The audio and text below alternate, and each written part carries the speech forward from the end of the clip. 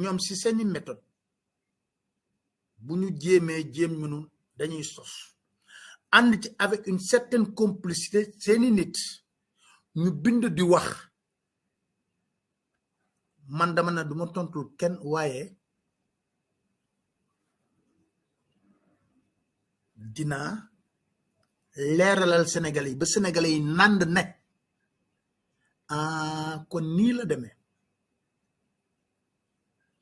dama leen wax ne affaire polonais di gis yow ne Aly Ngouille Ndiaye soupçonné xaaral ma seetal leen article bi léegi Aly Ngouille Ndiaye xaw ma lan affaire polonais yi léegi blanchiment d'argent léegi ma génnal leen article bi kay génn ko nag une vieille affaire quotidien génn na ko le quotidien une vieille affaire rattrape Aly Ngouille Ndiaye le parquet sénat léegi nag ñu ne le parquet bi moo am ay affaire blanchiment d'argent pot de vin ak yooyu ñu tudd ci Aly Ngouille Ndiaye ba procureur bu Pologne ne dafa bëgg a déglu Aly Ngouille Ndiaye ci mbir bi très bien mais ñun sénégalais yi dofuñu ñun dofuñu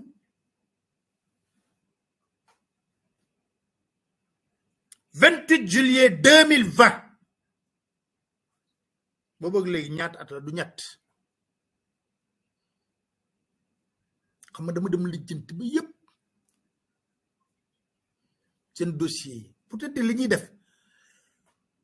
man su may défendre nit xam nga su ma bëggee attaquer Aly Ngouille Ndiaye dama koy attaquer c'est li ma ko war a attaquer mais su nekkee ne lu jaaduwul ak koo mënta doon dama wax ne jaaduwul xeex leen à la loyale yéen ñëpp sénégalais yi tànn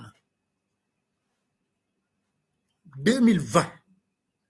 boobu ba léegi Aly Ngouille Ndiaye mi ngi fi dugalaat nañ ko fi ministre de l'agriculture sax ginnaaw ba mu fa génnee waaw bu nekkee na waa jooju kay da ngeen ne dossier bii da cee tax rip lu tax ngeen nopp ci boobu ba léegi lu tax ka mu ne candidat la rek nga génne dossier bi bu leen nangu presse bi di leen manipuler ci lenn laa la wax ci ay dossier yu salte yuy génn yéen a ngi fàttaliku Sonko fii lañ créer un faux dossier mu nekk une l'observateur Tulay Oil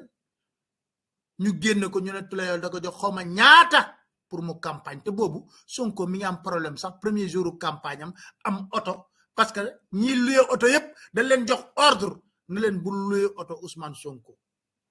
premier jour bi ba ñoom ñu koy mokke di wax ne kii mi ngi def la grande gueule mais léegi xoolal oto bu mu demee campagne sax mënu ko ñu xëy suba tey l'observateur titre à la une Tulay Oil feni kese dara du ci dëgg tey nag ñëw nañ ci Aly Ngouille Ndiaye mais damay ñëw sur les faits note verbale am na ñu bind président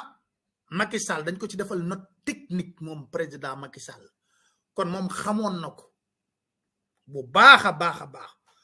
au sujet d'une demande d'entraide judiciaire internationale des autorités polonaises pour une affaire de blanchiment de capitaux. Note verbale ambassadeur 2020, 28 juillet 2020. Sur les faits, suivant note verbale citée en référence, l'ambassade de la République de Pologne a transmis au ministère des Affaires étrangères et des Sénégalais de l'extérieur une demande d'entraide judiciaire internationale formulée par monsieur le procureur général de Shenzhen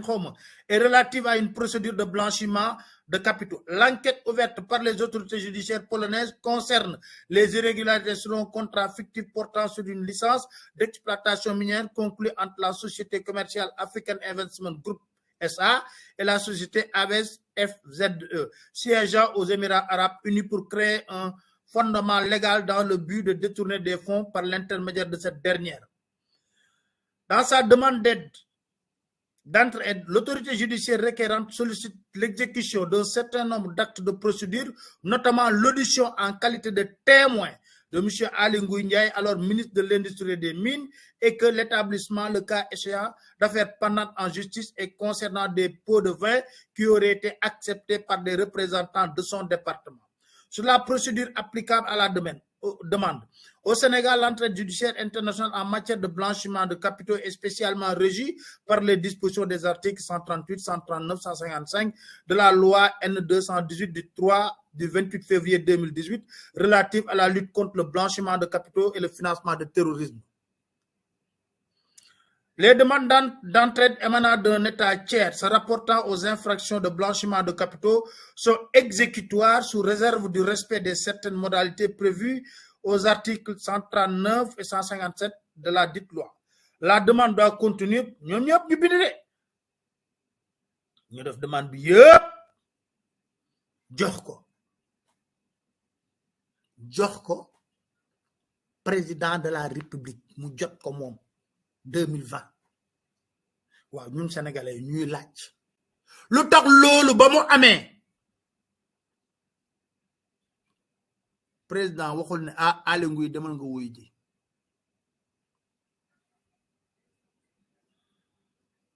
te lu tax ma laajte loolu Aly Ngouille da ko bind dina Pape Alé fu muy jëlee lii ba waa Pologne soxlaa loolu Aly Ngouille dafa bind président Macky Sall Monsieur le Président de la République,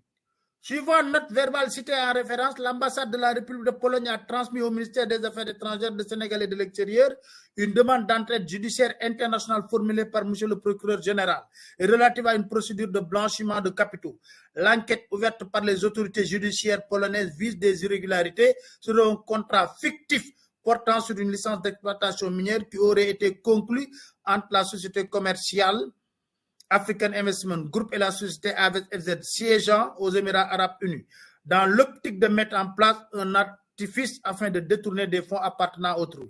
Dans sa demande d'entraide, l'autorité judiciaire requérante sollicite l'exécution d'un certain nombre d'actes de procédure, notamment mon audition en qualité de témoin en tant que ministre en charge des mines de 2012 et 2014, ainsi que l'établissement, le cas échéant d'affaires pendantes en justice et concernant des pots de vin qui auraient été acceptés par des agents du département. Cependant, le Code de procédure pénale sénégalais, dans ses articles 639, 640 et 641, réclame la comparution des ministres et secrétaires généraux en qualité de témoins dans le cadre d'une procédure judiciaire. Aussi, ce texte prévoit-il deux situations. La comparution a été demandée et autorisée par décret obtenu sur rapport du garde des Sceaux, ministre de la Justice. Dans ce cas, la déposition est reçue dans les formes ordinaires. La comparution n'a pas été demandée ou autorisée. La déposition est reçue par écrit dans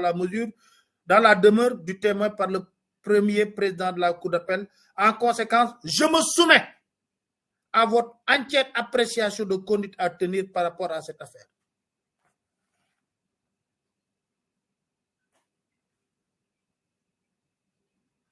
xam nag man mag ñu réew ñi nga xam ne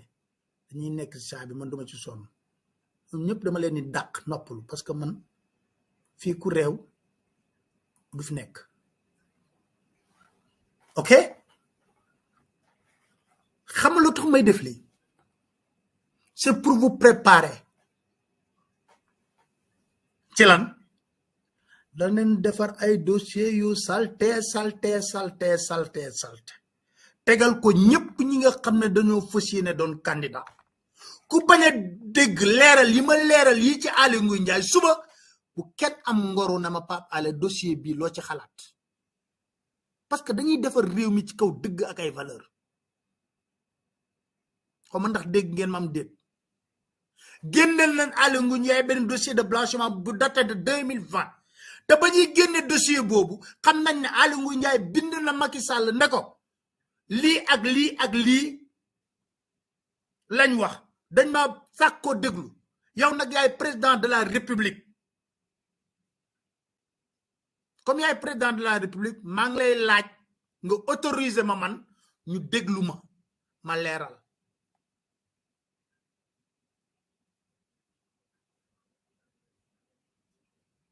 waaw bu nekkoon na dossier boobu kay ñor na dëgg ñuy wax lan moo waroon Macky Sall Ali noko nam mu ne ko tekki naa sa ndombay tànk demal nga setal sa bopp ci audition ba pare nga dellu si waat loolu mooy yoon dañu waxante dëgg rek yoon nañu wax dëgg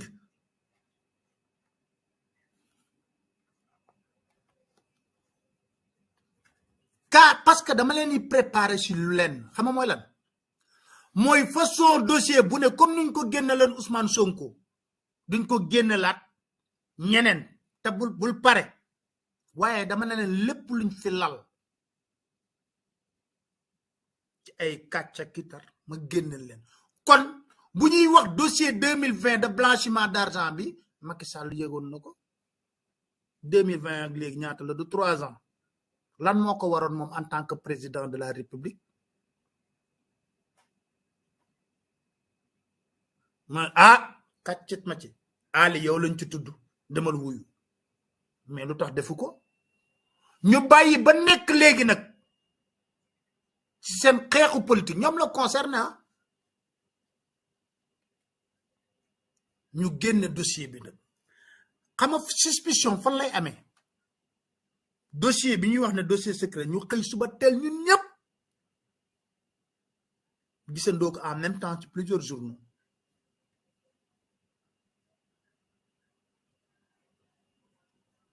dama ne la 2020 la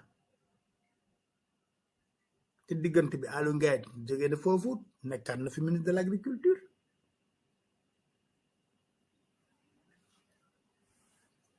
niveau yi ñuy waxee gis nga ñun dañoo war a on doit se battre pour un Sénégal juste du ma Samba du ma Demba bu ñu attaqué bu ñu waree attaqué Aliou Ngaye na ko kaay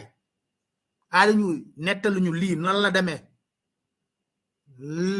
nettaluñu lii ak lii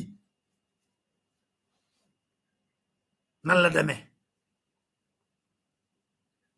mu wax waaye mënuñoo toog rek génn subitement rek génnal ñu benn dossier bëgg mu focaliser suñu cas mu génnal nañ fi Tulay Oil Ousmane Sonko tey génnal nañ fi suba xaar rek den génn yeneen dossier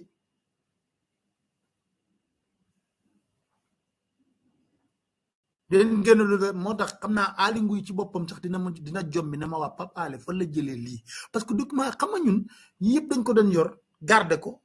mais comme amul effet ñu ne nañ téye xool parce que tëb timit di wax patt la ñuy def kon gaañi nañu am intelligence focus ñi nga xam ne dañuy jaay garaawlu nekk ci ay shadow cabinet yoo xam ne nekkuñu fi lu dul yàq lu ñu lal ci lu jubati balaa ñu dinañ ko lalli teg ko fële nañu honnête suñu biir rek kenn duñu këf suñu maayin mënut a nekk Ali nag na dem lijjanti ay parrainage am ak campagne am ak ay mbiram